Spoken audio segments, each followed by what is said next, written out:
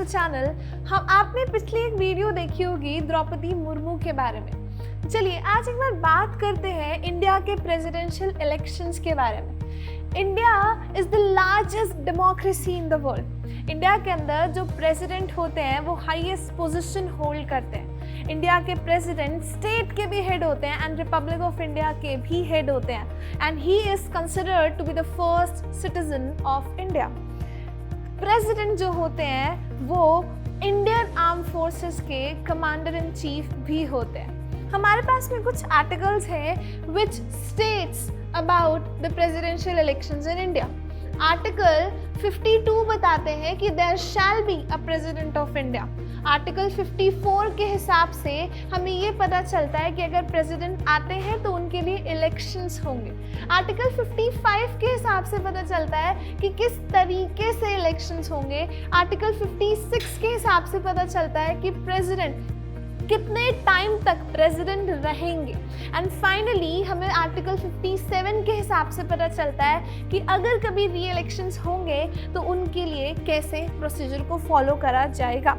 हमारी कंट्री के अंदर सबसे पहले जब प्रेसिडेंशियल इलेक्शंस हुए थे तो दैट वाज बैक इन 1952। 1952 में सबसे पहले प्रेसिडेंट बने थे डॉक्टर राजेंद्र प्रसाद। उसके बाद में 1957 में जब दोबारा इलेक्शंस हुए तो वो दोबारा से हमारी कंट्री के प्रेसिडेंट मिले। और क्या आप जानते हैं आज तक की हिस्ट्री में सबसे ज़्यादा वोट्स के साथ में वो जीते थे 1957 में विद 98.99% वोट्स। हमारे अभी जो प्रेसिडेंट हैं मिस्टर रामनाथ कोविंद, वो 2017 में प्रेसिडेंट बने थे। जुलाई 25 को उन्होंने अपना ऑफिस होल्ड करना शुरू करा था and he is the 14th president of India. जब वो प्रेसिडेंट बने थे तो उन्हें 65.65% वोट्स मिले थे एंड हमारे अभी प्रेसिडेंट का टेन्योर जल्द ही खत्म होने वाला है। Article 62 of the Indian constitution states an election to fill a vacancy caused by the expiration of the term of office of president shall be completed before the expiration of the term। इस बात का मतलब ये है कि जब हमारे पुराने प्रेसिडेंट अपना ऑफिस छोड़कर जाए उनके अगले दिन ही हमारे पास में एक नए प्रेसिडेंट होने चाहिए। इसी रीज़न की वजह से हमारी कंट्री में जो अगले इलेक्शंस होने वाले हैं प्रेसिडेंशियल इलेक्शंस वो होने वाले हैं जुलाई 18 को। ठीक है जी। अब बात करते हैं एक बार कि प्रेसिडेंट बनने के लिए एलिजिबिलिटी क्या होती है। Article 58 of the Indian constitution sets the principal qualifications that one must meet to become the president of India. पहली eligibility, he should be the citizen of India. Second कि उनकी मिनिमम एज 35 ईयर्स होनी चाहिए। उनका third eligibility criteria है कि लोकसभा के अंदर मेंबर्स की तरफ से उनके पास में फुल सपोर्ट होना चाहिए, एज एन उनके पास में पूरी तरह से क्वालिफिकेशन होनी चाहिए कि वो लोकसभा के मेंबर बनने के लिए सभी क्राइटेरियाज को मीट करते हो। फोर्थ क्वालिफिकेशन ये है कि अभी फिलहाल वो कोई भी ऑफिस ऑफ प्रॉफिट होल्ड ना करते हो इन सेंट्रल और स्टेट गवर्नमेंट। लेकिन अभी वो अगर प्रेसिडेंट है, अभी वो अगर वाइस प्रेसिडेंट है, वो गवर्नर है, किसी स्टेट या यूनियन के मिनिस्टर हैं, तो ऑफ कोर्स वो दोबारा से प्रेसिडेंट बन सकते हैं। Article 56(1) of the Indian constitution says कि अगर कोई प्रेसिडेंट बनते हैं तो वो 5 इयर्स के लिए ऑफिस को संभालते हैं। अब एक सिंपल सी चीज़ है, अगर प्रेसिडेंट बनना इतनी बड़ी बात है and he is considered to be the first citizen of India, तो इसका मतलब ये है कि प्रेसिडेंट कुछ इम्यूनिटीज़ इंजॉय करते हैं। सबसे पहले इम्यूनिटी वो इंजॉय करते हैं कि उनको कोई अरेस्ट नहीं कर सकता। Isn't it amazing? मतलब एक सिंपल सी चीज़ है, आपको कभी भी कोई जेल में नहीं डाल सकता, आपको कभी भी कोई अरेस्ट नहीं कर सकता। लेकिन इसका मतलब ये नहीं कि कुछ भी करते चलो प्रेसिडेंट होने के नाम पे हमारे साथ तो कुछ नहीं होगा। दूसरा, इनको इम्यूनिटी मिलती है कि प्रेसिडेंट की अगर कोई भी लीगल लाइबिलिटी बैठती है अपने ऑफिशियल एक्ट्स की वजह से तो भी उनको पूरी इम्यूनिटी मिलती है। अब अगर कभी प्रेसिडेंट को उनकी पोस्ट से हटाया जाता है, दैट इज इम्पीचमेंट होती है, that is only done on the grounds of violation of the Indian constitution. अब फाइनली बात करते हैं कि कंट्री के अंदर, हमारी कंट्री के अंदर इलेक्शन प्रोसेस क्या होता है। इलेक्शन कंडक्ट करवाती है इलेक्शन कमीशन ऑफ इंडिया और हमारी कंट्री के प्रेसिडेंट को डायरेक्टली इलेक्ट करा जाता है, दैट इज जनरल पब्लिक कभी भी इलेक्शंस के अंदर पार्टिसिपेट नहीं करते हैं। इलेक्शंस होते हैं तो उसके अंदर वोटिंग होती है इलेक्टोरल कॉलेज के थ्रू। इलेक्टोरल कॉलेज में कौन कौन होता है? इसके अंदर लेजिस्लेटिव असेंबली के मेंबर्स होते हैं, लोकसभा और राज्यसभा के इलेक्टेड मेंबर्स होते हैं, यूनियन टेरिटरीज जिसमें दिल्ली, जम्मू एंड कश्मीर और पुडुचेरी आते हैं, इनके लेजिस्लेटिव असेंबली के मेंबर्स होते हैं। लेकिन राज्यसभा, लोकसभा या स्टेट लेजिस्लेटिव असेंबली के अगर नॉमिनेटेड मेंबर्स है ना तो वो उसमें इंक्लूड नहीं होते हैं, इलेक्टोरल कॉलेज में वो इंक्लूड नहीं होते हैं। अब जब कंट्री में इलेक्शंस होते हैं तो हम लोग प्रोपोर्शनल रिप्रेजेंटेशन का सिस्टम यूज करते हैं, जिसमें सिंगल ट्रांसफरेबल वोट सिस्टम और सीक्रेट बैलेट सिस्टम को फॉलो करा जाता है। एक बार इसके थ्रू समझते हैं। फॉर एग्जांपल जब जनरल इलेक्शंस होते हैं तो हमारे पास में एक पर्सन का वोट 1 काउंट होता है, लेकिन प्रेसिडेंशियल इलेक्शंस में एक एमएलए या एक एमपी का वोट का मतलब एक वोट नहीं होता है।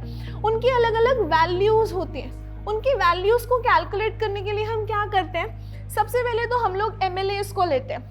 एमएलएस के लिए हम उस स्टेट की टोटल पॉपुलेशन लेंगे, उनको नंबर ऑफ एमएलए से डिवाइड कर देंगे, उसके बाद जो भी आंसर आएगा उसको हम लोग 1000 से डिवाइड कर देते हैं। और लाइकवाइज हम लोग एमपीज के भी वोट्स को काउंट करते हैं, वैल्यू को काउंट करते हैं। सबसे पहले तो total number of votes assign to MLAs divided by total number of MPs. तो ये तरीका होता है इनके वोट्स की वैल्यूज को निकालने का। अब एक सिंपल सी चीज होती है, हर एक एमपी के वोट की जो वैल्यू होती है, मान लेते हैं कि लगभग 700 बैठती है ना। हर एक एमपी के वोट की जो वैल्यू होती है वो 700 बैठती है। अब प्रोसेस तो ये डिमांड करता है कि जितने भी एमएलएस की वोट की वैल्यू है वो एमपीज के वोट की वैल्यू के हिसाब से इक्वल होनी चाहिए। लेकिन एमएलएस की वोट की वैल्यू कैसे हम लोग सेम करेंगे, जबकि एमएलएस की वोट की वैल्यू हम लोग कैसे देखते हैं? स्टेट्स की पॉपुलेशन के हिसाब से देखते हैं। तो एमएलएस की वोट की value state by state vary करती है, क्योंकि हर एक स्टेट की जो पॉपुलेशन होती है वो डिफरेंट होती है। हमारे कॉन्स्टिट्यूशन के हिसाब से अभी फिलहाल जो हम लोग प्रेसिडेंशियल इलेक्शंस के लिए सेंसस यूज करते हैं वो 1971 का करते हैं, तब तक जब तक 2026 का सेंसस नहीं हो जाता। अब एक बार समझ लेते हैं कि किस तरीके से हम वोट की वैल्यू को काउंट करते हैं। जैसे कि हर एक एमएलए की वोट की वैल्यू वैरी करती है स्टेट पॉपुलेशन के हिसाब से। जैसे उत्तर प्रदेश में उनकी वैल्यू होगी 208 और सिक्किम में उनकी वैल्यू होगी 7। अब देखिए जैसे यूपी के अंदर टोटल 403 एमएलएस है, तो 208 तो उनके वोट की वैल्यू, 403 उनके एमएलएस हो गए, तो total vote value, total votes कितने हो गए? 83,824। अब सिक्किम के अंदर 32 एमएलएस है और उनके वोट की वैल्यू कितनी है? 7। तो 32 इंटू 7 कितना हो गया?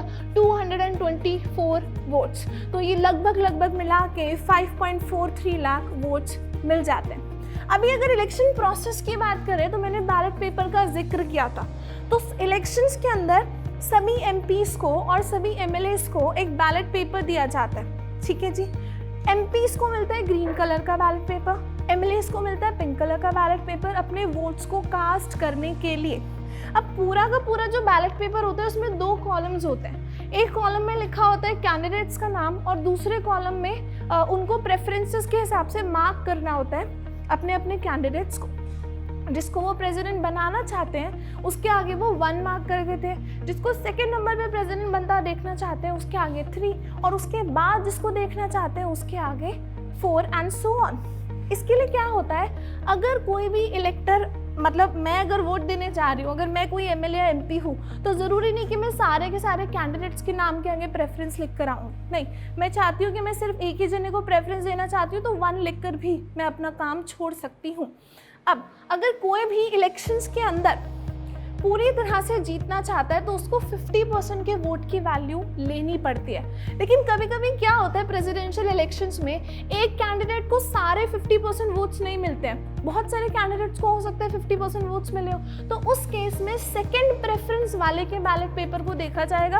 उनके बैलेट पेपर के अंदर देखा जाएगा कि किसको मिला है वोट, तो उनका वोट दूसरे के वोट में काउंट हो जाता है और इस तरीके से प्रेसिडेंशियल इलेक्शन में एक कैंडिडेट जीत जाता है। एक बार मैं आपको ये लाइन पढ़ के बताती हूँ। During presidential election the voters cast his vote in favour of his first preferred candidate, however in case the first preferred candidate does not touch the winning quota the vote automatically goes to second preference. वही बात हुई, अगर एक candidate ने winning Kota को नहीं touch किया तो वो वोट चला जाता है सेकेंड प्रेफरेंस के कोटा में।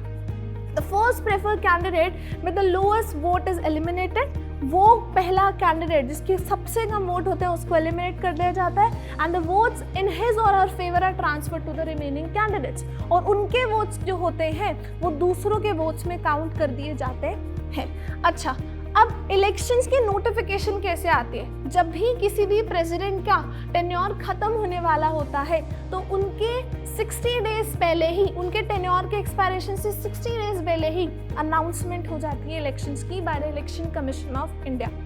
ठीक है जी, अब एक सिंपल सी बात सोच के देखते हैं कि अगर प्रेसिडेंशियल इलेक्शंस हो रहे हैं तो उसके लिए नॉमिनेशन भी होगी। सबसे पहले तो कोई भी कैंडिडेट अगर अपने आप को नॉमिनेट करना चाहते हैं तो वो 4 नॉमिनेशन फॉर्म्स भरेंगे। 4 क्यों? क्योंकि एक आदमी में गलती हो सकती है तो थोड़ा सा वो ओवरलुक हो जाएगा। उसके अलावा वो एक सिक्योरिटी अमाउंट भी पे करते हैं 15,000 रुपीज़ का to the Reserve Bank of India. Under the presidential and vice presidential elections act 1952, the presidential candidate filing for nomination has to secure signed approvals from 50 proposers and seconders। इसका मतलब ये हुआ कि अगर कोई भी नॉमिनेशन फॉर्म भी sign कर रहा है तो भी उसको 50 प्रपोजर्स और 50 सेकेंडर्स चाहिए होंगे, यानी कि 50 ऐसे लोग जो गारंटी कर रहे होंगे और उनके अलावा और 50 लोग जो गारंटी देने वालों को गारंटी कर रहे होंगे कि हाँ जी ये है जो शायद इलेक्शंस में जीत सकते हैं। बात समझ में आ गई? अब इसके अलावा क्या होता है? इसके अलावा ये होता है कि जितने भी हमारे इलेक्शन कमीशन होती है उन्होंने प्लेसेस को फिक्स करा होता है। जैसे कि न्यू दिल्ली के अंदर जो पार्लियामेंट्री हाउस है वहाँ पर इलेक्शंस होते हैं। बाकी जितनी भी लेजिस्लेटिव असेंबलीज के अंदर सेक्रेटेरिएट बिल्डिंग्स होती हैं वहीं पर इलेक्शंस होते हैं, including the NCT of Delhi, the union territory of Puducherry, Jammu and Kashmir. ये सारे प्लेसेस आर फिक्स्ड फॉर पोल। तो यही इलेक्शन कमीशन ने फिक्स करा हुआ है। अब कभी भी लास्ट चीज़, अब अगर कभी भी इलेक्शंस होते हैं और उसके अंदर कोई ऐसे प्रेसिडेंट जीतते हैं जिनका जीतना कोई भी चैलेंज करना चाहता है तो वो सुप्रीम कोर्ट में जाकर चैलेंज करते हैं। ठीक है, प्रेसिडेंशियल इलेक्शंस जल्द होने वाले हैं 18 जुलाई को। 21 जुलाई तक हमारे पास में रिजल्ट्स आ जाएगा। Till then, until next time, keep learning. Bye bye, take care.